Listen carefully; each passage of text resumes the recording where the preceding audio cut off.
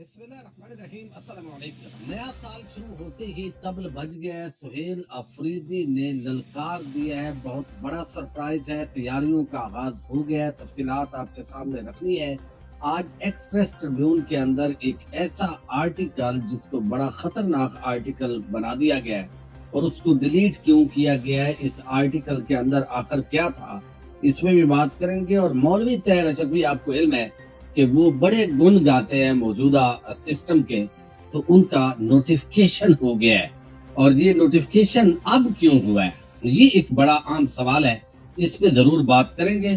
Sikandar Sultan Raja and team, वो उनका एक और ब्लंडर सामने आ गया है।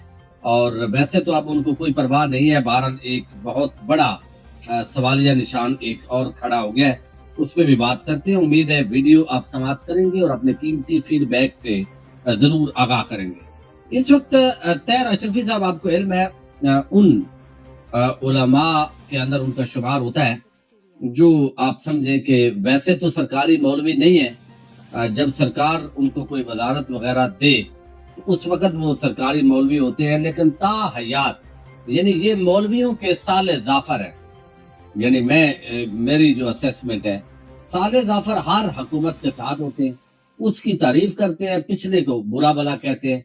ये नवाज शरीफ हूँ, जरदारी हूँ, फौजी हूँ, उसके बाद फिर नवाज शरीफ हूँ, तो जो मौजूद होता है उसको याद भी नहीं होता कि इसके बारे में मैंने पहले क्या बकवास की थी।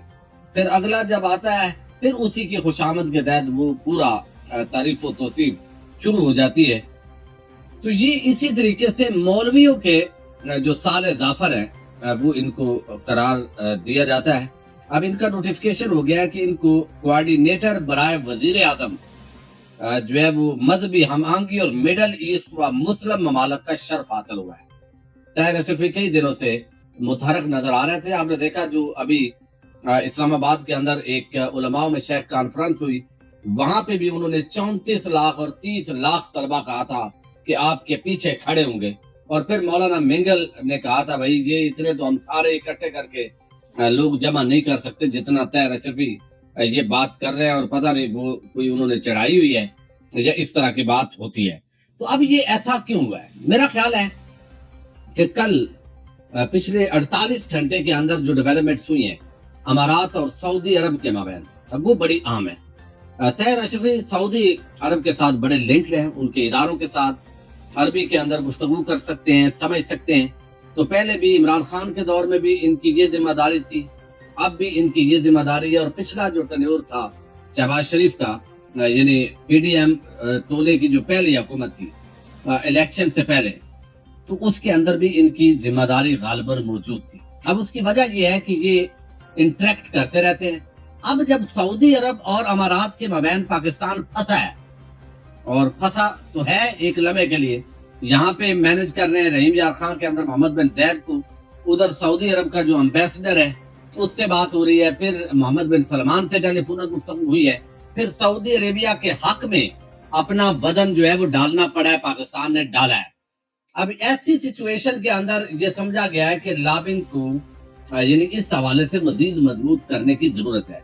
तो तहर अशरफी के अंदर ये खासा है उनका कि वो ये चीजें मैनेज कर देते हैं। तो अब उनको इसकी जिम्मेदारी दी गई है ताकि यकीनी तौर पर ऐसा ही लग रहा है। और बाकी वो ताहयात जो एस्टेब्लिशमेंट का नरेटिव होता है वो उसके साथ होते हैं, इस वजह से वो हर हुकूमत के साथ होते हैं। अच्छा, दूसरी जो खबर है उसका ताल्लुक इलेक्शन कमीशन है पाकिस्तान से। अब देखिए, अब तो ये इतने नंगे हो गए हैं कि इनको परवाह ही नहीं है। जो पूरा इलेक्शन एक डाका यानी मतलब है जिसको करार दिया गया है पब्लिकली, अवाम ने जिनको वोट नहीं दिया उनको मुंतखब कर लिया, और अब इलेक्शन ट्रिब्यूनल भी वो बनाया है जो टेक्निकल बुनियादों पर सारे लोगों को फारग कर रहे हैं।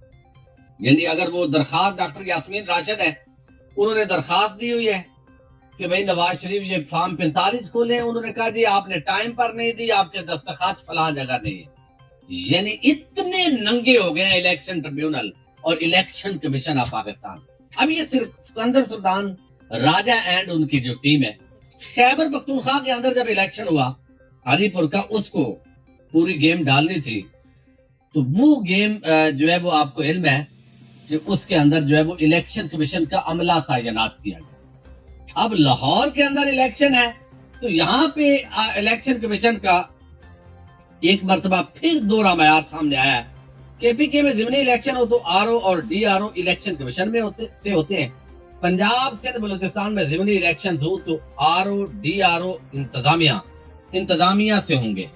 اب لاہور کے اندر بھی یہ ہو رہا ہے، پی پی 167 میں D R O D C Lahore, R O deputy secretary housing urban development and public health engineering department, Maryam کے نیچے جو افسران ہیں ان کو لگایا ہوا ہے اس معاملے کے اندر۔ حالانکہ الیکشن کمیشن کے بھی ہوتے ہیں تو انہوں نے ڈاکی ڈالنا تھا، یعنی وہ کون سا انہوں نے انصاف کرنا تھا، لیکن ایک دوہرا معیار ہے کہ اب تو یہ لو تمہارے بندے ہیں، کرو مطلب ہے ہمیں یہ ہمارا نام بھی نہ ہے۔